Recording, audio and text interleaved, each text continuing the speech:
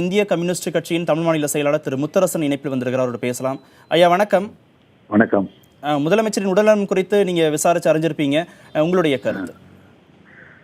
மாண்புமிகு முதலமைச்சர் கடந்த 70 தினங்களாக சிகிச்சை பெற்று அவர் விரைவில் வீட்டிற்கு செல்வார், இல்லத்திற்கு செல்வார் என்ற ஒரு நல்ல மகிழ்ச்சிகரமான செய்தி வந்த நிலையில் நேற்றைய தினம் திடீரென அவருக்கு உடல்நல குறைவு ஏற்பட்டு தீவிரமான முறையில் அவருக்கு சிகிச்சை அளிக்கப்பட்டு வருகிறது.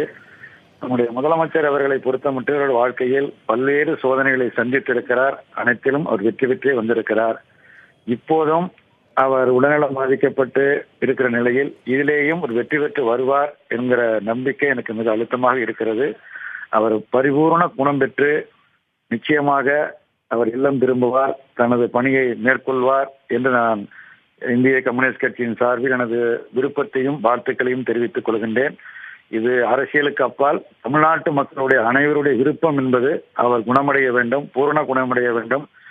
முந்தைய நிலைக்கு செப்டம்பர் 22ஆம் தேதிக்கு முந்தைய நிலைக்கு செல்ல வேண்டும் என்பதுதான் எல்லோருடைய விருப்பம். நம்முடைய விருப்பம் நிச்சயமாக நிறைவேறும் என்று நான் கருதுகிறேன்.